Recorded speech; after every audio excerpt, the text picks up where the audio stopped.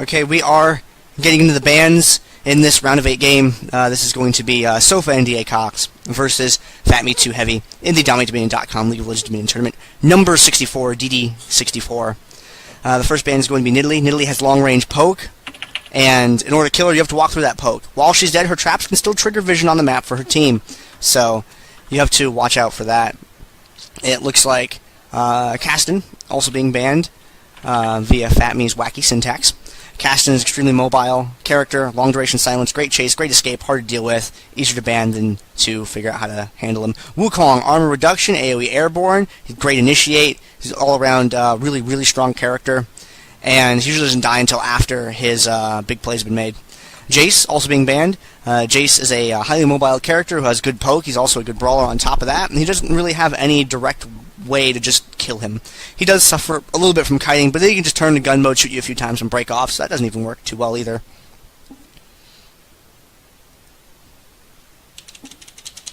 Gog. Gog, gog, gog, gog, gog, gog, gog, gog, gog. You can never take that, You can play it with an Xbox 360 controller, Rheingold. There's a person who's in High Masters that way. That's what chat was saying. That sounds impossible. Yeah, there's also, remember summer blockers. Yeah, there's a thread on TL about it. You should check out at some point. It's pretty cool. Shoutouts to TeamLiquid.net's League of Legends subforum for being an endless source of entertainment for myself on that website. I do enjoy reading posts over there in that community. Look at the other champions that are being banned. We have Zyra, who has a lot of AoE ability, a really good ability to zone, and while dead can still delay a tower for a little bit longer. Lulu's an amazing support. She has multiple ways to manipulate health and movement speed. There's lots of crowd control. She's just great, and there's really nothing you can do about her. She's going to do things from a safe distance to her allies, and there's not really much you can do to stop it. Kha'Zix is amazingly dangerous. He's really good at either A, killing people, or B, forcing them away from an engagement by just front-loading a lot of damage on them and then disappearing back into the jungle. Amumu, lots of AoE damage. His stun is pretty spammable. So he has crowd control, he has AoE damage. He's really tough to kill. If you try to kite him, he's going to bandage toss to you. If you just walk away, well, hey, Amumu's still alive. If you try and fight him straight up, you're going to take a lot of damage. There's really no answer to Amumu. Urgot is a durable ranged AD character. So later on in the game, he's able to safely deliver his damage, whereas other more fragile AD characters might not be able to do so. And Elise has a stun, she's a durable AP character, and she has good escape, chase, infight with repel. That makes her tricky to deal with. We're seeing Talon being picked. Talon is a bursty assassin who is very good at... he's just extremely good at killing people. There is not a better way to phrase it than that. And he has a silence. Silence, slow... It's all around good for Talon. Talon, there's always this argument of Talon versus Zed, and I'm not sure which one's better. I think Talon is able to more consistently deliver his damage, but I think Zed's a little bit more annoying to have to fight, and Zed might be a better duelist. That's just one person's opinion on it, though. So seeing Talon being picked is a very strong choice for any team. Over on the other side, we're going to see Jarvan being highlighted. Well, Sinistral having yet to highlight something for me to talk about. Jarvan's been represented in, I'd say probably Jarvan has one of the highest representations in tournaments for Pixor bans through all of DominateDominion history. And all of Dominion history in general, I'm willing to go out on a limb and say that. Jarvan has an AoE line effect airborne, he can spawn terrain, his damage is good, he has a slow. There's a lot of good things in Jarvan's kit that make him effective on this map. Fizz, amazing character, damage is extremely high. He's hard to kill because of Playful Trickster and his airborne that he can put on people. And he's pretty good against high hit point targets too because of Seastone Trident. So you've got to be aware of that. If you want to know more about Fizz, check out Dominion Breakdown number 5 on my YouTube channel, youtube.com/VatoClan. Search Dominion Breakdown number 5, Fizz, and you can see us break down everything about Fizz, from abilities to runes, masteries, how to kill him, how to kill him, how to not kill with him, where he excels, where he suffers. All that stuff can be found in that video. Over on the other side, we're seeing Alistar and Quinn. Quinn's a character that we've started to see a little bit since she came out, which, of course, you'd see a character a little bit once they come out, but she's actually been sticking around for a little while. Her chase is good, blind is nice, the vision reveal, there's a lot of good things about her. Sometimes it seems like Quinn's easy to kill, sometimes it seems like she's going to just destroy you. and I'm not sure which it is yet. I haven't seen enough games on her to really get a sense for what she's capable of. Alistar, though, I've seen a lot of games with him. I know exactly what Alistar is capable of. Alistar is extremely difficult to unseat from a point. His CC lends very well to other characters like Talon and Quinn being able to deliver their damage safely. And he just... that AoE Airborne has wrecked so many fights for so many people. Especially if you can land the headbutt Airborne combo and use that as sort of an initiate. It's awesome, especially with that Garrison. He's going to be able to hang out on a tower for quite a while, and it's going to take multiple champions in order to threaten him enough for him to want to fall back. Over the other side, we are seeing Shogun highlighting Annie. Annie used to be a character that we're like, oh, Annie, and Trundle even. Trundle and Annie, both characters that we used to really devalue in this game mode and be like, oh, they're troll picks. No pun intended on Trundle. And we're going to go for Lee Sin highlight instead. But Annie brings a stun, a lot of AoE damage to the table. Tibbers can be useful for zoning in a lot of cases, and she's extremely durable because of Molten Shield. That does a lot of things for her. It doesn't really need to build a lot of armor and MR when she has CDR and health, which also helps her machine gun out damage, which lets her machine gun out stuns on top of that. AoE stuns because of Tibbers and her Incinerate. Right? Annie is... Incinerate's the cone AoE. W. Yes! I got something right for a change. I should get points. Someone should run a counter. Every time I know a champion ability, I get 1 point. Every time I don't, it goes down. We'll see if I end up positive or negative at the end of each cast. That'd be really fun to see. Lee Sin. Durable character. He can have pretty solid chase if he's able to land those shockwaves well. The vision that he gives is awesome for the team, and it really helps out when you're chasing around people through the jungle. He's a durable character, and he's just pretty sustainable, which makes him a very solid pick. We're seeing Karma and Trundle. Trundle, amazing sustain, amazing delay. You can't really hit it better than that, so I'm just going to leave it at that. That's why Trundle's an excellent pick. Amazing sustain, amazing delay. Karma. She's more of a supporting mage these days than a pure support, like I feel she used to be before her rework, but with her rework, her damage is a lot more scary. And she has AoEs, which will chase people away. She has the snare now, plus she has, the shield goodness that she used to have. So Karma's a extremely useful pick in this game mode, and synchronizes well just about everything. Like, I don't think there's any particular comp where I'm like, oh, Karma would actually be a really bad match for this. Karma's just a good babysitter overall for any champion that happens to be on her team. And over the other side, we're going to see Gragas, Gold Jet 30, Gragas, which we've seen a couple times in competition. Gragas, a lot of AoE damage, very high ability power damage, and that explosive cask, gotta watch out for that, because that could really turn around some bottom lane ganks or team fights when they get there, because it is a very long distance knockback, and it does a lot of damage. Yeah, you can use... His barrel roll will already pretty much one-shot a creep wave, but you can pretty much defend a point for a very, very long time with explosive cask up, because you can interrupt every single channel and kill all of the creeps with a single ability, and one-shot the champions if they're a little bit low. I want to say thank you, Forge Life, for coming and checking out the broadcast this week. Where the heck have you been, man? You dropped off the face of the planet, but good to see you back watching the tournament. Look at these two team comps. I don't know which one I like more than the other one. I feel as if on the left side, on Sofanda Cox's side, that they are going to be a lot more sustainable than on the other side. They have Karma, and they have Alistar, and they have Trundle. And Trundle, Alistar, I think, are the most difficult characters to unseat from a point.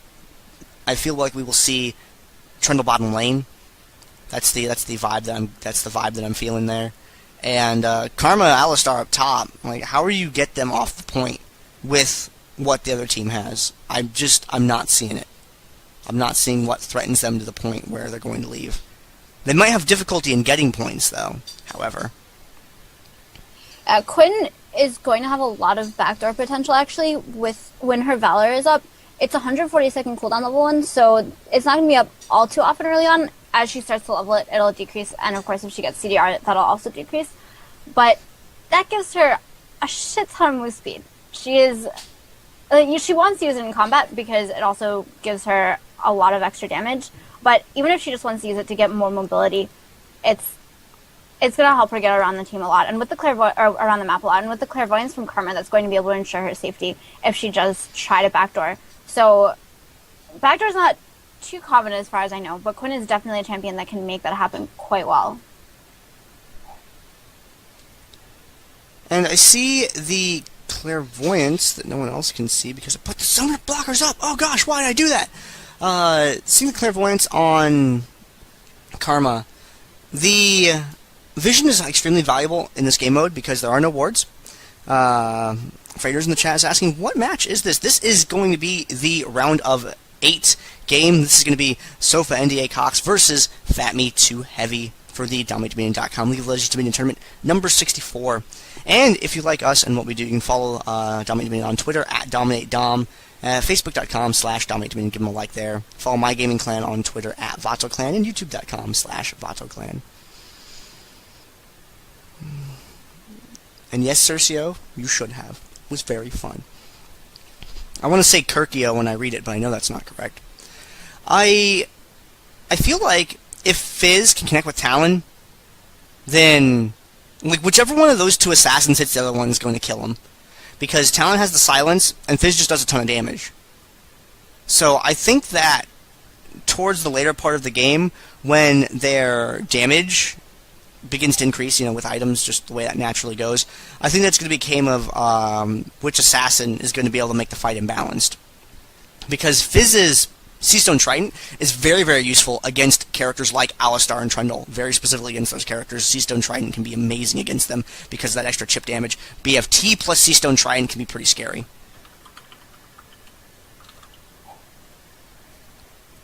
Yeah, so we will have to wait for just a little bit to see exactly how the matchup is going to play out. I've been thinking a lot about the team comp from FatMii 2 Heavy, and Annie is a great pick. She has just so much damage and CC from her Tibbers, but they just don't have that much AoE to follow it. If they can lock everyone in a Cataclysm and Fizz can get a Turn the Waters underneath, then that's going to be great. And because Annie will throw on Tibbers, Fizz gets a free Turn the Waters, and then everyone's going to get caught in the CC from the Shark when it pops up. And so that's going to be a great synergy, but I'm sort of imagining that Fizz will be more 1v1 dueling, so I don't know. Like, Annie does have a huge amount of burst, even if she is just going for the single target, but I'm not anticipating too many of the 4-man flash Tibbers combos into a massive AoE damage from the rest of the team, which is a little bit sad that we will not get to see that. But I still think it's a strong pick on Annie. Just not exactly sure how team fights are going to play out. And these two teams, this game, the round of 8 game, Sofanda Cox on the top, Generic playing as Karma. I see what you did there, Alistar. Strogan, McHawk, playing as Alistar. Dual Power playing as Quinn. Saiva playing as Talon. And Michael Bay playing as Trundle. I am one half of your casters this week. I am Gandair, and casting with me is... I'm RheingoldRiver, and the red half of the map, the right-hand team, is going to be FatMii 2 Heavy.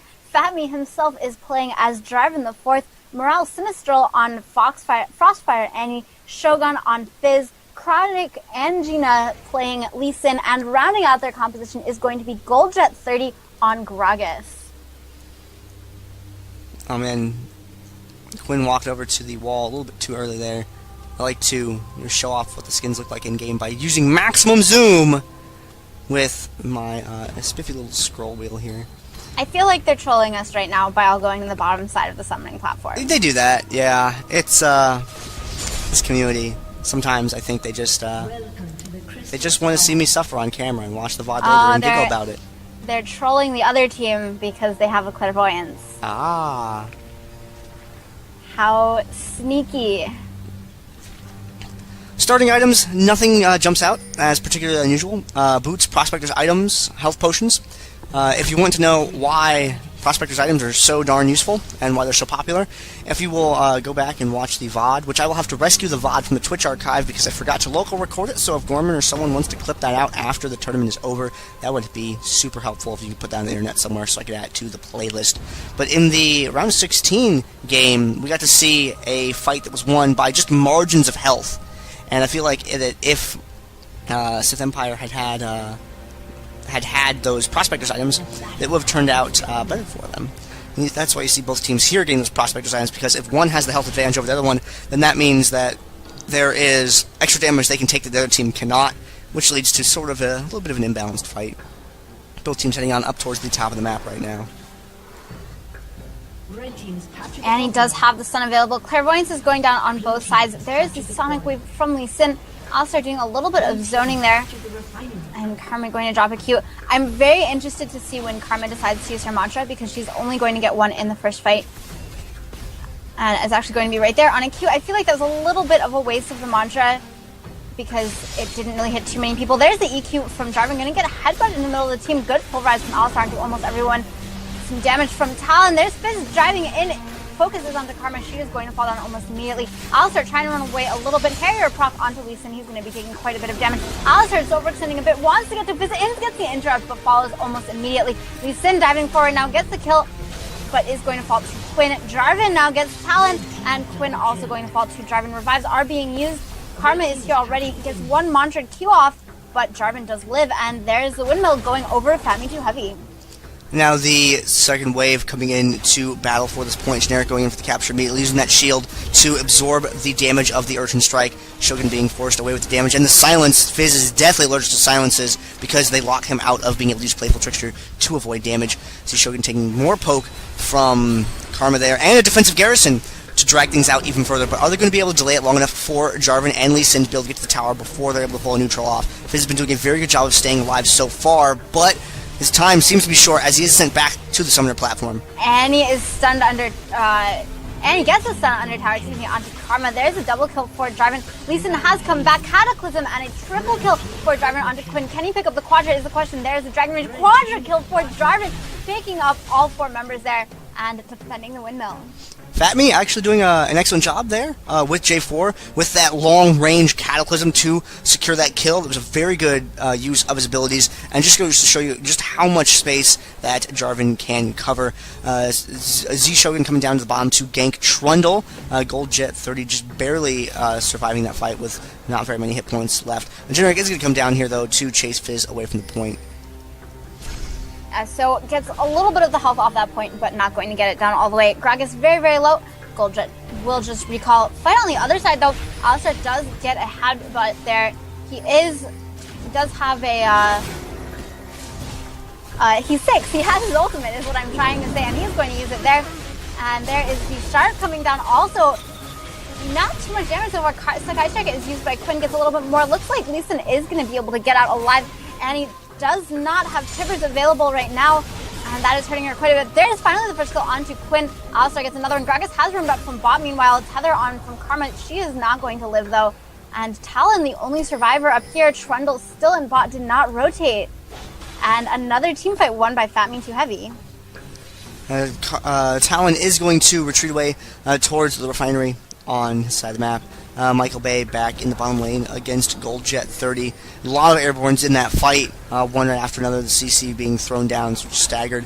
Difficult to keep all the action on the screen for you. Both teams coming back now, but Talon is going to recall after securing that point, which could lead to a little bit of an imbalanced fight in the middle of the map. Has the potential for that to happen. Could be 4v3 here for a little bit, unless they delay to wait for Talon to arrive, which is usually the wiser choice. However, they see the enemy is there. FatMii goes in for it, gets caught in the middle of the enemy team, is able to back away, however, and now Lee Sin taking a lot of damage.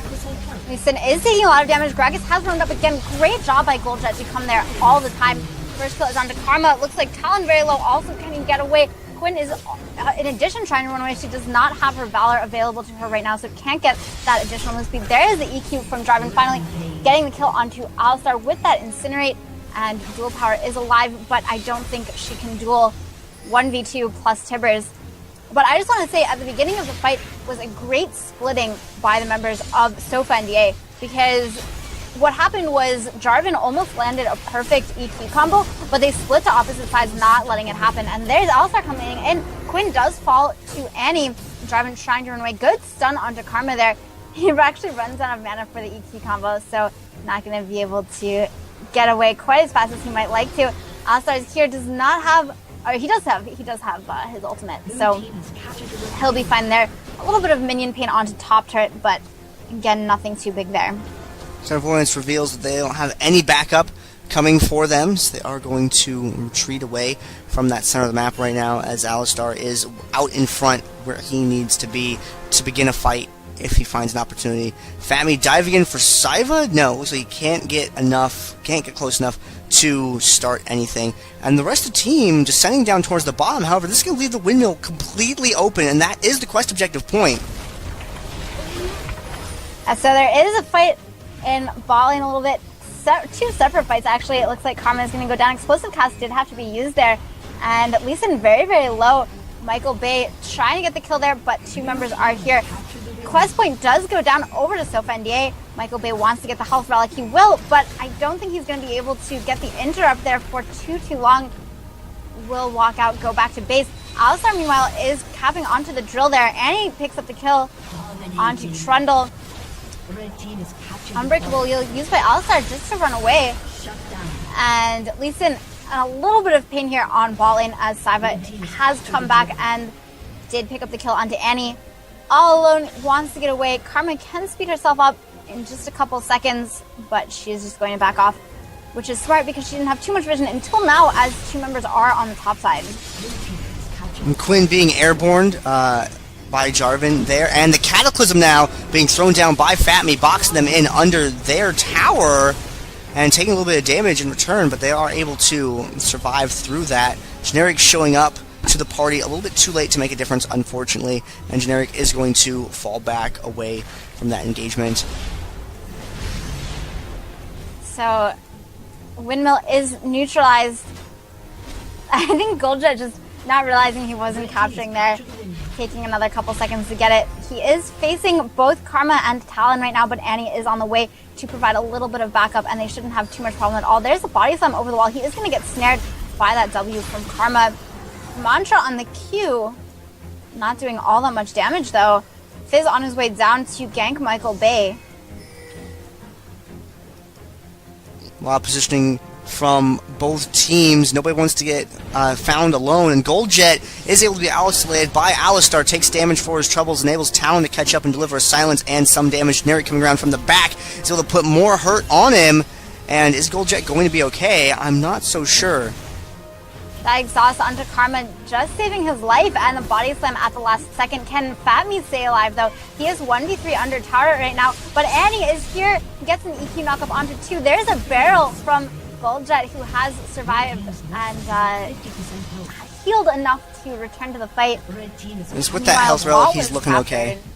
Yeah, the health relic, and also just getting a little bit more health in addition. And the bot lane was taken by FatMii too heavy after their gank, but Lee Sin is going to fall. And Gragas and Lee have basically swapped positions now. We'll see if the AoE damage up in that top part of the map could... No, Goldjet going back down to the bottom lane again. I was looking forward to maybe seeing some of Gragas' AoE being used in those top fights, because I'm sure it could wreck Talon very handily. However, Lee is the one who has the vision effect item, so he would be more valuable in that upper part of the map. They've been doing a good job of rotating their bot laner up to the mid part of the map whenever necessary, and both champions are decently mobile, but Gragas is the only one who is mobile when there are no other units present. And since ward jumping isn't a thing on this map, it is just Gragas who is able to close faster by body slamming, so he is a nice choice for roaming. But as I say that, Karma's actually the first one to join up here in the fight over the health relic. Bladed Ruin King comes down, I think. Talon actually going to get melted almost immediately. Explosive Cast comes down. Gragas has rejoined the fight. Of course, Trundle is going to get the kill onto Fizz, but I don't think it's going to be any other kills here. He survives for so long there, but the double kill ultimately for Lee Sin. Gragas coming down onto Quinn, marked by Valor. That Harrier proc will provide a little bit more damage. Turns it into Valor form, actually. Gets a little bit more because of that, but not quite enough. And using a very, very long cooldown just to survive for another couple seconds, also burning the barrier there. And it might actually be a 5 cap. No, they don't quite get the refinery. Going to be a 4.5 cap in favor of FatMii too heavy at the moment. Jarvan is going to recall. It looks like they're going to pick up the refinery, so they're going to turn a 3 2/2 cap back into, I think, a 3-1. But that bottom point is still contested right now as long as Gragas is there. Because Gragas by him, Alistar by himself has not been able to get the best of Gragas yet. However, with Quinn arriving, it might be just the damage they need to zone Gragas away, make him a little bit afraid of Gragas that should be tower. able to get this kill onto Alistar, though. It does get headbutted back. There's the Yoma's Ghost Blade, but one more barrel roll, and that's going to be the kill. He should get here for the health relic, but Karma is here. Karma getting the shutdown. Jarvan does not want to EQ offensively, just going to EQ over to the side. Trundle, meanwhile, to try and defend the refinery. We'll see if he can. Revive was used by Alistar there. Good knock-up onto 3. Quinn also here. Quinn should be able to do quite a bit of damage. Unbreakable will use the exhaust onto Quinn. Playful Trickster comes down, and there's a Turn the Waters also gets the knock-up and the kill onto Quinn. Annie is here with a little bit of damage, but no Tibbers. Tibbers available in 7 seconds. Can she survive for that time? Gets the stun down. I think that was just a disintegrate. Pillar comes down. Jarvan is here to back up his teammate. Gets the EQ knock-up. There is the Tibbers coming down. Finally, Michael Bay. Very, very low. Oh my god, Annie just going to survive there thanks to the shield coming down. Lock of Baron Slurry saving Jarvan's teammate's life. Bot lane, meanwhile, Talon is exhausted. Gragas picks up that kill in the 1v1. Alistar still by himself. Oh, able to get in on Annie. Is he going to be able to do enough damage? No, the crowd control is going to take him down. However, Quinn dashing in to pick up the pieces of that fight. However, Fizz, his damage is going to be enough to quickly counter the counter there. It's like pawn trading in chess, one after another going down. However, Fizz alive up by the top as alone as he is. I'm not sure how well he's going to do against two people move up there. Prevented the neutralize there. The tower is still alive. Karma is going to be able to get the neutralize there, but several tower shots were taken by Talon because Lee Sin barely got there in time. Quinn is here. Lee Sin very, very low and blinded will fall. Jarvan trying to 1v3, but he only needs to for a couple more seconds. Explosive Cast saves his life in an EQ offensively anyway. Barrel takes out one. Jarvan should be able to get the other one with that shield from his Golden Aegis, and there's going to be the kill. Alistar, I don't really think you can do this. I think you're just going to get melted. Has the Unbreakable Will, but gets melted through it. And top lane, there, Fizz picks up the ace onto Trundle. I was really worried about his chances against Trundle, but he was able to fight smart and take that victory. In the team fight before this, over at the refinery, Trundle actually had an amazing time at use, able to clip everyone with that. And I wanted to make sure I mentioned that, so VOD viewers that go back to around the 1140 mark can see that happen. Using the click reveal of the vision, they want to make sure they know exactly what's going on, make sure they don't accidentally walk into anything that they don't want to walk into, and they're going to cut off Talon's retreat path in the process. Are they going to be able to connect with him to take him out? However, J4 is taking care of that as Talon's allies come in from the back, trying to save him. Alistar wants to intercept, stand in the way, but Tibbers shows up, and it's bad news for Talon. Lee Sin is able to take him down. Alistar by himself versus pretty much the entire team. Karma a little bit too far away to contribute to that fight. Now Generic has to fall back away from the point, has to retreat to the refinery, and FatMii 2 Heavy's team is in a great position to take home this game as long as they do not lose their bottom point. At which they are in a little bit of danger. Just kidding. Fizz has so much damage. Gets the kill onto Quinn and gonna walk away. Turn the Waters being used for CC more than damage. There is the Urchin Strike and the Playful Trickster. Jarvan coming in with the Cataclysm Exhaust onto Michael Bay. And he is healing for a little bit.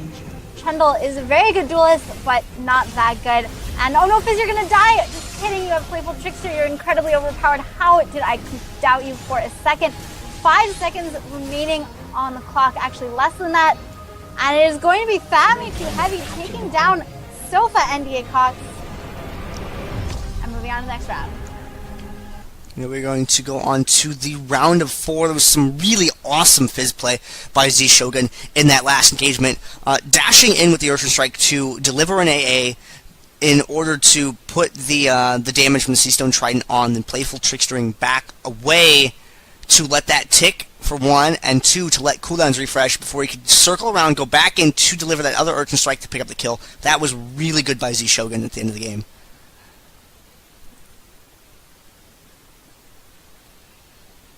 I'm going to kick over to the post-game lobby now. And take a look, let everyone get a gander at the builds. And kick over to the graphs, take a look at damage dealt to champions. Gragas and Jarvan leading the pack at around 20k each. And take a look at the graveyard hero for this game. It is going to be Quinn with 181. I think the high score for Graveyard Hero was 496 for Karthus from the first round. Karthus, 496 for Time Spent Dead? Highest damage in the game. 49k and change. Very interesting. If anyone's showing up late, I highly suggest you check out the VOD from Game 1 of the tournament, from the Round of 16 game, because that was a very interesting game. And we're going to go on to the Round of 4 coming up after this, and see how just how fascinating that could be. I'm going to cut to a commercial real quick while I get the game set up, and I will see you all back here in just a moment.